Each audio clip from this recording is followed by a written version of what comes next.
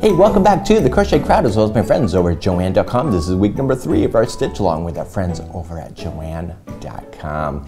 So today we're going to move up and we're going to do the highest level of crochet texture granny square today to be able to really finalize all your squares, because next week we're going to start putting it together.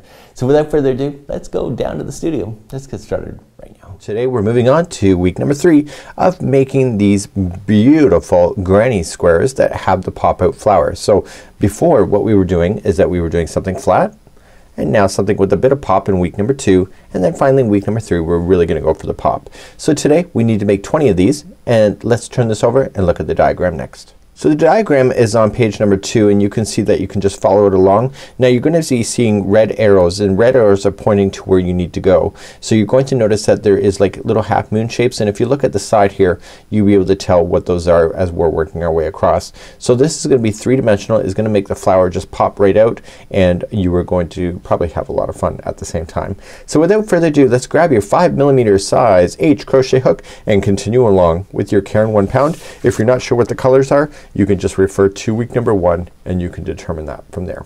So let's begin. We're going to start off with a slip knot, and we are going to chain a total of 4, and that will count as a double crochet. So let's just count that. So 1, 2, 3 and 4. As soon as you have that done, go to the first chain, so count back all the way to the 4th, and I want you to place in 11 double crochets, 4th chain from the hook. And we're gonna count those out together. So we have 1, 2, 3 and 4. Just go right up over top of that straggler. This is 5, 6, 7, 8, 9, 10 and finally number 11. So the chaining of 3 that we started with, the chaining of 4, sorry, is going to count as a double crochet. So let's just count all the way around. So you got 1, 2, 3, 4, 5, 6, 7, 8, 9, 10 and 11 and 12. So the chaining of 4 plus the other 11 gives you a total of 12, and once you're satisfied with that, just insert the hook into the top of the first chain and just pull it through and through as a slip stitch. And now get rid of the straggler end, and let's carry on to round number 2. So as we work on number 2, we need to concentrate on the front loops. So we're going to be using the back loops later when we come up to round number 3, but for now we're just gonna use the front. So we're going to chain up a total of 3, just like you see, and in the next one, in the front loop only, you're gonna put a double crochet and then a slip stitch. And the next one is a double crochet, and then the next one is a double crochet and slip stitch, and this is all happening in the front loops. So you see every other one is either a double crochet or it's a double crochet slip stitch, and you'll do that all the way around for round number 2. So let's begin round number 2. You're gonna chain 3, and in the next front loop you're going to put in a double crochet only. So if you're new to crochet, there's always 2 strands that make up a stitch. If you come into the very first one, it's the front loop. If you come into the next one, it's the back loop. So it's whatever one is closest to you. So in the front loop only, I want you to double crochet first, and then in the same front loop I want you to slip stitch. So just pull through and through, and that'll cause it to lift. So we're going to now move to the next front loop, and it will be just a double crochet by itself, and then the next one is what we just did. So we're going to, in the front loop, just double crochet and then slip stitch into the same one. So please do that all the way around for round number 2. So I'm coming all the way around. The last one will be a double crochet and then a slip stitch in order to keep the right count, and instead of joining it to the top of the chain 3 as you normally would, you're going to just slip stitch it to the back loop of where this chain is originating out of, and that's where we're going to go. And so then that gets us where we need to go then for round number 3. Let's begin round number 3. In round number 3, nice simple round, you're going to chain 3, and then in the same back loop you're going to put in another double crochet. So we just want to flip these forward and just use the back loop of where they're coming out of. So we're just looking for it here, so it's there, and you're going to place in 2 double crochets in the back loop. So there will be 12 back loops all the way around, if it helps you to know that number. So once you get that 2 into the next one, just flip it over and then go into the next one, and there will be 2 double crochets into that one too. So just simply apply 2 double crochets in each one of the back loops and just flip that one forward, these that you see there, in order to get access to it if you can't see it. When you get all the way back around, you're just going to slip stitch to the top of the first chain 3. And now we're going to begin the next layer of work. So to do this next layer is that we are just going to simply just chain a total of 3. So 1, 2, and 3. So in the front loop only, and then starting in the next one, so right there, we want to place in a V-stitch kind of formation. So it's gonna be a treble. So you're gonna wrap the hook twice, and then you're gonna go into that stitch and finish it, and then chain 1 and treble into it again. Then you're gonna move along. So in the next front loop only, you're going to place a double crochet followed by a slip stitch into the same one. Okay, so let's go through that again. So the very next one that we have is that it's going to be a double crochet in the front loop, and this one will be by itself. In the next one we're going to do a treble. So this is gonna help us get back to a square in the future. So we're gonna do a treble into it first, chain 1 and treble into it again, and then going into the next one that is right after, you're just going to double crochet and then slip stitch, and that slip stitching is what pulls it in to form that lip. Okay, so let's review one more time. So the next one is going to be a double crochet by itself. The next one is going to be your treble work. So you're going to wrap the hook twice and do your treble, chain 1, treble again, and then going into the next one you're going to start with the double and then slip stitch. And I want you to repeat that all the way around to do that layer. So I'm coming all the way back around and I'm just doing the repeat stitch work. There's no surprises here. So this will be the last time for this particular color. I'm just finishing off with a treble. Okay, and then we're just gonna continue along then here. So this was a chain 3, which counts as a double crochet. So the very last stitch in the front loop only would just be a double crochet and then slip stitch to bring it back in, and then you're just going to insert into what I would do is insert into the bottom section of the chain 3 and then finish that off, and then that'll keep it looking consistent. So you're gonna be using the back loops of what we just have, and you'll see it more this layer here, and we're gonna continue then to a different color then for this project. We're now gonna move on to round number 5, and we're going to join at the here and do a chaining of 4.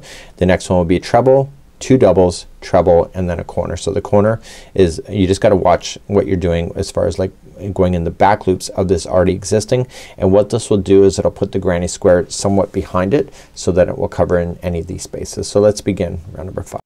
So let's begin round number 5. We're just gonna start off with a slip knot, and we're going to go into the back loop only. So just turning it over and just get the back loop of what this was here. Okay, so just turn it over and you can go right in and just come off to the side a little bit. So don't go right into the middle of a petal. So just come off to the side, and I am just going to join it with a slip stitch and then chaining 4. So there's a slip, so let's chain 4. So 1, 2, 3, and 4. So in the next back loop only, which you can see here, do you see that, is going to be a treble. So everything is getting something, so don't be skipping over anything at this particular point. So okay, so now the next one is going to be 2 doubles in a row. So the next 2 in a row will each be a double crochet. So go right up over top of that straggler and catch that into position so you don't have to worry about it later. The longer you put it in there, the chance there will not fall out. Okay, so now you got 2 in a row. Now you're going to go to the next one and it will be a treble, and then the next 2 that we're going to do, that's gonna be your first corner. So the corners will be starting off with the treble in the next one, followed by chain 2, and then the next one will be a treble again. So that is your complete corner. So let's just go through the repeat pattern of going across. So the next one will be a treble by itself, The next two will each be a double crochet.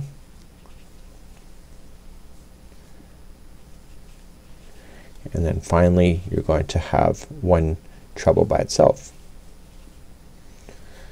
And then you're gonna hit another corner. So the next, over the next two you'll be doing the corner. So do a treble into the first one, followed by chain two, and treble into the very next one after that, and there is another corner.